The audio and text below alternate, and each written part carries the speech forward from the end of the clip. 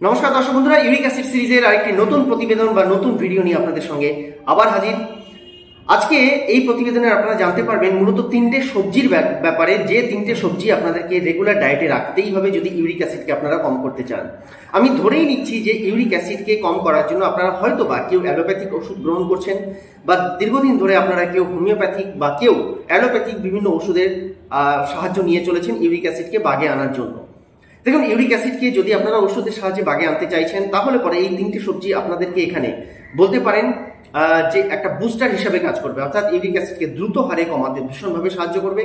আর যারা অলরেডি কোনো রকম ওষুধ গ্রহণ করছেন না, শুধুমাত্র ইউরিক অ্যাসিডের সমস্যাকে কম করার জন্য নিজস্ব লাইফস্টাইলের উপরে বেশি ধ্যান দিচ্ছেন, খাদ্য খাওয়া এবং নিজেদের যে প্রত্যেক দিনের জীবনশৈলী, সেই জীবনশৈলীকে এক নির্দিষ্ট হারে বলতে পারেন হেলদি লাইফস্টাইলের দিকে এগিয়ে নিয়ে চলেছেন, তাদের ক্ষেত্রেও এই ভিডিওটা দারুণভাবে উপকার করবে বলে আমার মনে হয়। আপনারা চাইলে ব্যাপারগুলোকে একটু নোট ডাউন করে নিতে পারেন আমি যে সবজিগুলোর কথা বলবো, এবং প্রথমেই বলে দিই যে ইউরিক অ্যাসিডকে কম করার জন্য এই সবজিগুলো কিন্তু দারুণভাবে হেল্প করবে আপনাদেরকে, যদি আপনারা একটা নির্দিষ্ট লাইফস্টাইলের মধ্যে থাকেন, যেখানে আপনাদের বাইরের কোনো রকম জাঙ্ক ফুড, ফাস্টফুড বা কোনো নেশা জাতীয় দ্রব্য, অত্যাধিক তেল ঝাল মশলাযুক্ত খাবার, এই সমস্ত খাবারগুলোকে এড়িয়ে চলছেন, এবং বলা যায় যে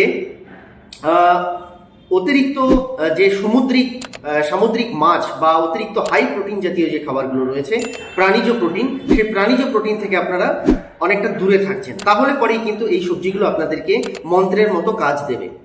ঠিক আছে, প্রথমেই যে সবজিটার কথা বলবো, তবে হ্যাঁ, একটা কথা আমি প্রথমেই বলে রাখি, সেটা হলো যে এই সবজিগুলোকে কখনোই, রান্না তো অবশ্যই করে খাবেন, কিন্তু এই সবজিগুলোকে কখনোই অতিরিক্ত ভেজে বা তেল ঝাল মশলা সহকারে একেবারে মুখরোচক বানিয়ে কখনোই কিন্তু খাওয়া যাবে না।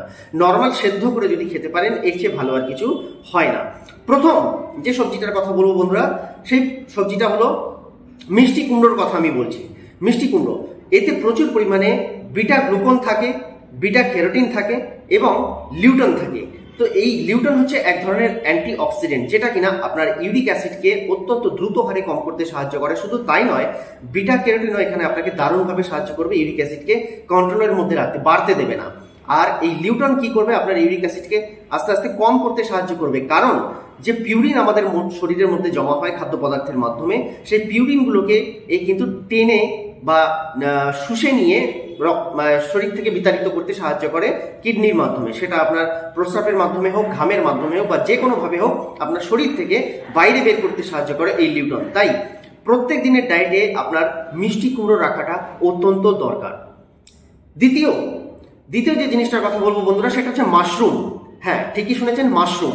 এবার মাশরুমকে অনেকে বিভিন্ন রকম রেসিপি তৈরি করে খান, কিন্তু মাশরুমকে এখানে টেস্টি নয়, এখানে হেলদি হিসেবে আপনাকে খেতে হবে। তাই মাশরুমকে নর্মালি সেদ্ধ করে যদি আপনারা খেতে পারেন, তাহলে এটা আপনার ইউরিক অ্যাসিডকে দারুণভাবে কম করতে সাহায্য করবে। তার কারণ হলো মাশরুমে থাকে বিটা গ্লুকন, আর এই বিটা গ্লুকন বেশি পরিমাণেই থাকে অন্যান্য সবজির তুলনায় মাশরুমের মধ্যে, যেটা আপনার পিউরিনকে গলিয়ে দিতে সাহায্য করে। আপনার যে ক্রিস্টালাইজড হয়ে যাওয়া পিউরিন গাঁটে গাঁটে জমা হয়ে গেছে, যেটার জন্য ফুলে যাচ্ছে, ব্যথা যন্ত্রণা মাঝে মধ্যেই আপনি অনুভব করছেন, বিশেষ করে রাতের দিকে ব্যথা আপনার বাড়ছে, তো এই অবস্থায় কিন্তু এই বিটা গ্লুকন সেই হাড়ের মধ্যে থেকে পিউরিনকে টেনে শুষে বার করে এবং সেটাকে অবশ্যই শরীর থেকে বিতাড়িত করে দেয়।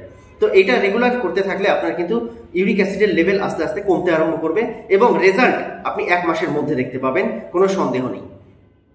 তৃতীয় যে সবজিটার কথা বলবো বন্ধুরা, তৃতীয় সবজিটা হচ্ছে পটল। হ্যাঁ, ঠিকই শুনেছেন, পটল।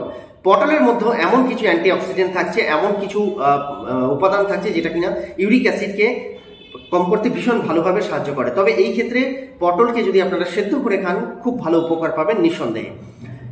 আপনারা চাইলে এই তিনটে সবজি একত্র করেও খেতে পারেন, অথবা একটা একটা করে খেতে পারেন, তবে একটাই শর্ত হলো সারাদিনে অন্তত এই সবজিগুলো আপনার ডায়েটে অবশ্যই যেন থাকে।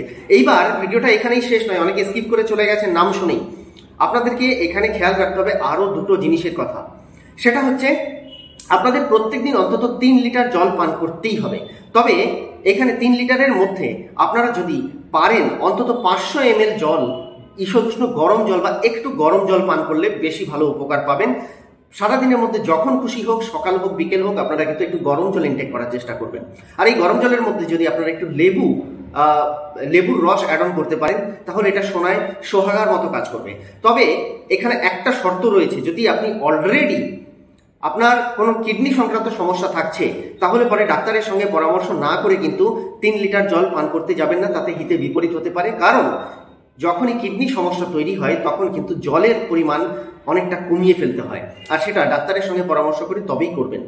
আচ্ছা, এরপর দ্বিতীয় যে ইম্পর্টেন্ট কথাটা আমার বলা দরকার, যেটা আপনারা যদি না শোনেন বা না জানেন তাহলে পরে অত্যন্ত ঝামেলায় পড়তে পারেন, সেটা হচ্ছে আপনারা অনেকেই দেখবেন কাঁকড়া খেতে ভীষণ পছন্দ করেন, অনেকে সামুদ্রিক বিভিন্ন ধরনের ছোট ছোট মাছ ভীষণ পছন্দ করেন। সাবধান হয়ে যান, সামুদ্রিক যে কোনো ধরনের মাছ এবং কাঁকড়া থেকে আপনাকে কিন্তু শতহস্ত দূরে থাকতে হবে। এছাড়াও প্রাণীজ অন্যান্য যে কোনো ধরনের প্রোটিন রয়েছে, সেই প্রোটিনগুলো থেকে কিন্তু আপনাকে দূরে থাকতে হবে। খেতে পারেন ছোট জাতের যে কোনো পুকুরের বা নদীর মাছ আপনারা খেতে পারেন, তবে বড় তৈলাক্ত মাছ না খাওয়াটাই এখানে সবচেয়ে শ্রেয় হবে। আর এছাড়াও যেটা গুরুত্বপূর্ণ আরেকটি কথা, সেটা হলো আপনারা দুধ, দই ইত্যাদি যে ডেয়ারি প্রোডাক্টসগুলো রয়েছে, সেগুলো যদি আপনারা ইনটেক করতে চান, সবসময় মনে রাখবেন লো ফ্যাটের যে দুধ পাওয়া যায় বাজারজাত, সেই লো ফ্যাটযুক্ত দুধ আপনারা ইনটেক করতে পারেন। লো ফ্যাটযুক্ত দুধ থেকে তৈরি যে দই, সেই দই ইনটেক করতে পারেন, যেটা আপনার ইউরিক অ্যাসিডের ক্ষেত্রে আপনার প্রোটিনের যে যোগদান, সেই প্রোটিনের যোগদানকেও অবশ্যই সাপ্লাই বজায় রাখবে, সঙ্গে ইউরিক অ্যাসিডকেও বাড়তে দেবে না বা পিউরিনকে বাড়তে দেবে না। এই জিনিসগুলোকে একটু মাথায় রাখবেন এবং নির্দিষ্ট পরিমাণে আপনারা কায়িক পরিশ্রম করবেন, আপনারা বিশ্রাম নেবেন এবং অবশ্যই একটা হেলদি লাইফস্টাইল বিলং করবেন, বাইরের খাবার থেকে একটু দূরে থাকবেন। ইউরিক অ্যাসিডকে কম করা খুব সহজ হয়ে উঠবে আপনার জন্য। খুব তাড়াতাড়ি একটি নতুন প্রতিবেদনে দেখা হবে। ভালো থাকবেন, সুস্থ থাকবেন। যারা নতুন এসেছেন চ্যানেলটিকে সাবস্ক্রাইব করে দিয়ে যাবেন এবং সঙ্গে সঙ্গে একটু ভালোবাসা জানিয়ে যাওয়ার জন্য লাইক করতে ভুলবেন না। আর হ্যাঁ, শেয়ার তো অবশ্যই আপনারা করবেন, সেটা আমি জানি। নমস্কার, খুব তাড়াতাড়ি দেখা হচ্ছে।